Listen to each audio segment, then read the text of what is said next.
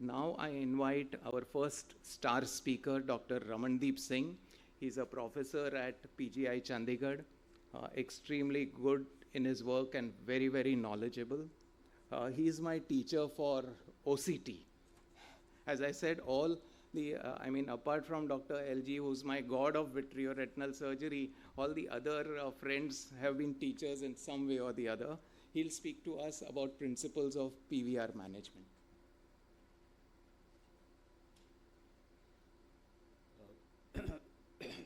Thank you, Dr. Kamdar, for this invite and wonderful, thought to speak on the PVR. So I'll not wasting much time. I'll just I'm given the task of working on the principles of that. This is a happy VR surgeon in the evening, because he doesn't care retina off or on, but I'm always on. But back of the mind, Chief, you used it in the morning. I got the catch line from the guy who gave me this line in the morning. I'm thankful to God we met in the morning. So I'm always on. So why I'm always on, but at the back of the mind, we remember that I operated this RD, and whether it's going to fail or not is not in my hand actually. So I am not really on there. So the principle is, we all know the principle of RD, find the brake, seal the brake, and support the brake. There is no definite principle for management of PVR. We should all know that, all right? So what I will try to, like he said, we have a PVR. Any tissue which is vascular undergoes a surgery or insert, be in the eye, be in the throat, be in the ear, be in the shoulder. It will form a scar which is not, you can't do anything about it, because we are trying to find out ways to tackle it mechanically, but people are working now pharmacologically. I think Dr. LG will address upon it. I'll not touch it. I'm touching only the mechanical part, where the struggle that is going to come. So the pre-operatively, the treat early. Don't make your RD surgeries wait. These guys, you can't shoo them away. Treat them, operate them as early as possible. Don't think that I'll operate next day or 3 days, because if you have RD with CD or young patients, we all know that you have to treat them early, but treat them rarely early, these patients, because that concept that once you develop a PVR, let it mature, no, that idea is gone now. Because there is a PVR, something called intraretinal PVR also. What we used to call it, our professor used to call it retinal shortening will be there. Put a buckle there. That shortening is because of the intraretinal PVR. So don't wait for the PVR membranes to mature so that you can pick them up as a one toto. This doesn't happen nowadays. So treat them early. So again, the post-operatively is in our hand. So don't let them have an inflammation. Don't let them linger on. If they have inflammation, give them oral steroid for short course, not for 3 months or 1 month. And don't let the inflammation set in, because it will be a cycle which is not be good to you. Then intraoperatively, where I'll be talking about all my skills there. The basic principle of any RD surgery, be it a first surgery or a last surgery, time spent that day is a time saved. That you have to remember. The youngster has to remember. Any RD surgery is not a 1-hour job. Forget about it. It's a surgery which you have to take under GA. Take it. Don't worry, because I don't want my patient. I want my patient half dead there, because I don't want to talk to him. I don't want to ask. He moves that. He wants me to finish the surgery early, because I don't want that. But time spent is time saved. These are the eyes where you have to spend your time there. The principle which I follow is find the posterior hyaloid. Like Sir said, look for the PVR remnants. You really have to dig hard, as if you are digging for diamonds or the gold, because you will find the planes of PVR lifted. Whatever you have to do, you have to do. And you all know which are the maneuvers you don't have to do in the surgery, which may induce more PVR. And those maneuvers are, that you are not supposed to do excessive cryo. Again, the retinectomies, the large retinectomies, that cycle will never end. More retinectomy you do, more EM, more the times you will go inside, and then you have to resort to other things. So when I say find the hyaloids, these are the patients you have to spend time. I'm very fond of these Tenno scrapers. I'm very fond of these, staining with Triamcinolone. I'm old school. I spend time on the macula, but this is an eye which has been operated already, and to my, and failed RD. When we are scraping over it, I couldn't find the hyaloid there. I tried my vacuum, I tried everything, but when I was doing this maneuvers with the Tenno scraper, I could find a small fibril there, and look what happens due to that fibril. I was able to pick the whole hyaloid there. This is what you have to do this, because hyaloid, and then go to the periphery wherever you have not supported your retina. Go to the far vitreous base, that is very important. You know, this is what you have to remember. And then once you have taken care of the hyaloid, before PVR or after PVR, now you know that you have to deal with the pre-retinal, which we always been taught that there is a pre-retinal PVR, there is a subretinal PVR, and you have these instruments which we all say that because of the MIVS we have lost our cat's paw and lost those things. But I think we have gained also so many things. We have now closed chamber. We don't have a risk of a hemorrhagic choroidals. We have a fast closure. We have a the less inflammation. So we have these new instruments. So use Tenoscraper. Use your the new instruments. I'm forgetting the name. This used for the ILM peeling. And these can be used. Of course, the stains, you have your Triamcinolone, you have your dyes, and now you have the filters there in your imaging instrument. So this is what you have to do. And this is a video now. I'll run my videos there, and it will show you what is happening there. So this was a case of a PVR. This is what I normally do under high magnification. I first of all I try and remove all the visible membranes there. You can see that I'll have either a end gripping forceps or a max grip. I will not use a ILM forceps for this maneuver. So I will try it gently. I will not try to whip it off, and cause a macular hole there. I try to lift these membrane without staining it initially, because I am able to see them. This is what I have to do it very, very slowly. Some hemorrhages will occur. Don't worry about them. You may have to increase the bottle height, but never cauterize them. Wait, don't be in a hurry to cauterize them. And the clue of a membrane is a dirty looking macula, or you will see a segment of a vessel which is missing. Suddenly you see a rail going and track is missing. So you have, nothing is missing, you have a membrane over there.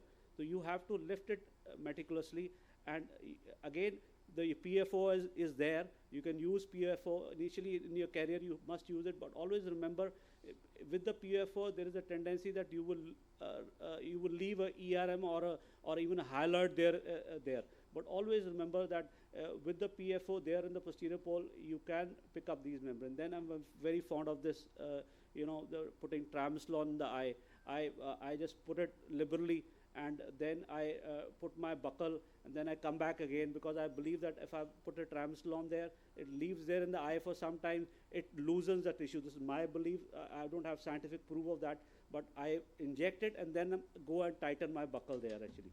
So this is how I will go posterior to anterior with my Tenoscraper, always posterior to anterior. I will not go the other way because it will cause a break. This is designed especially at 30-degree angle, and this has a diamond there, but since we reuse it lots of times, so we tend to lose that touch there. So always try to find a new diamond scraper there, and then you either you shake the eye to take care of these the Triamcinolone particles. Then you have to do this maneuver again and again till you are satisfied that you are not left the membrane there.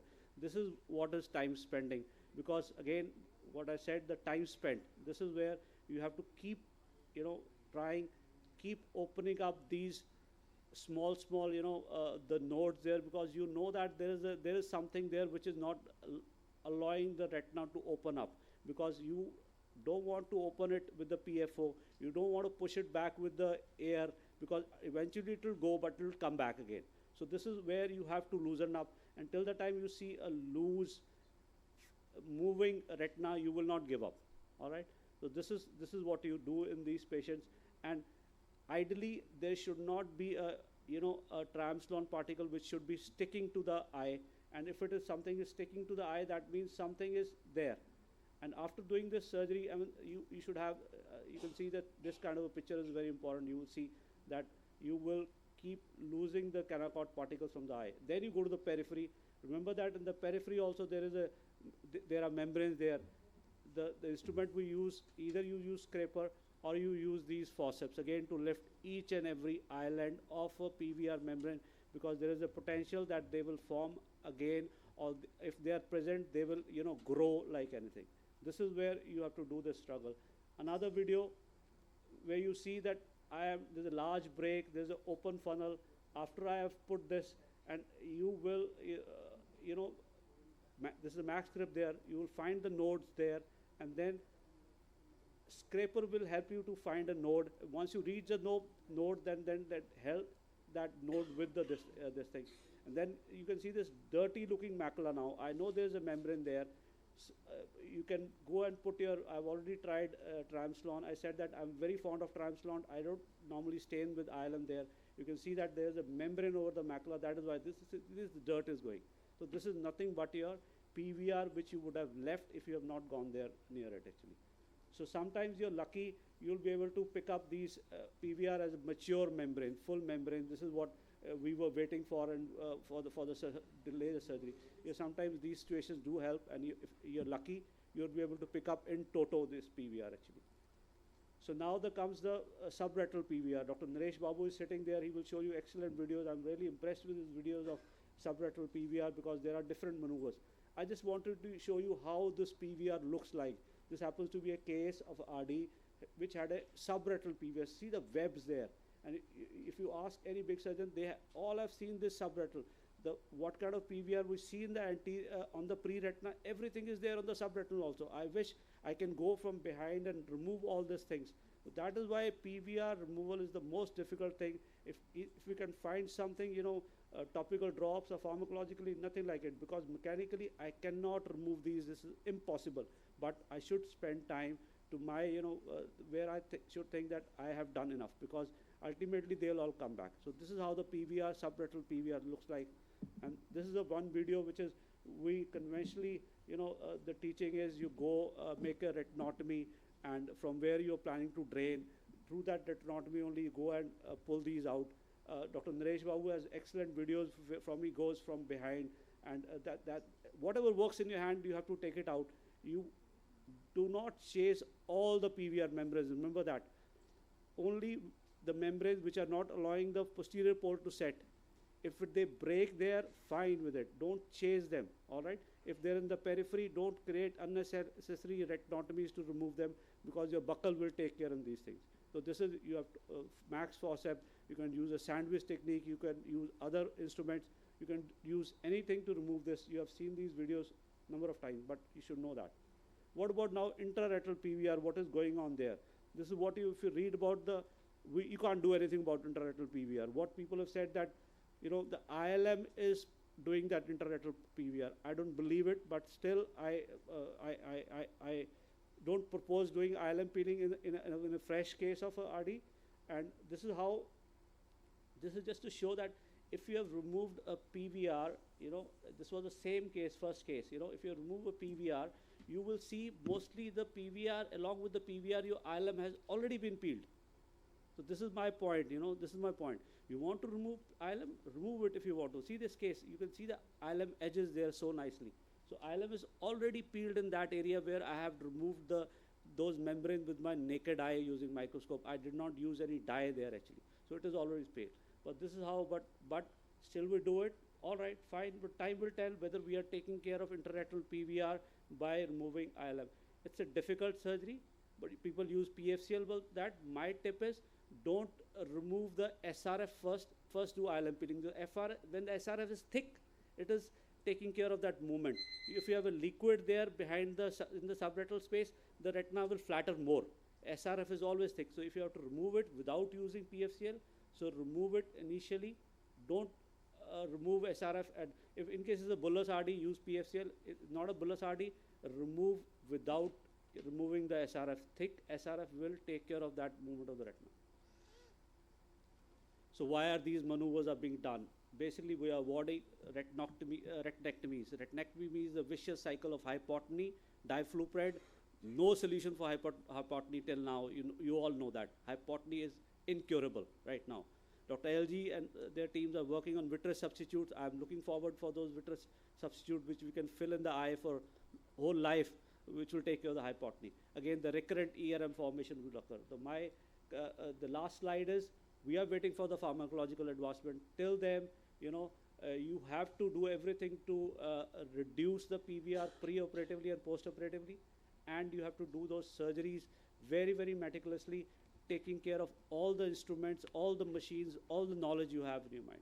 Thank you so much for your patience. Thank you very much, Dr. Ramandeep Singh ji, for a wonderful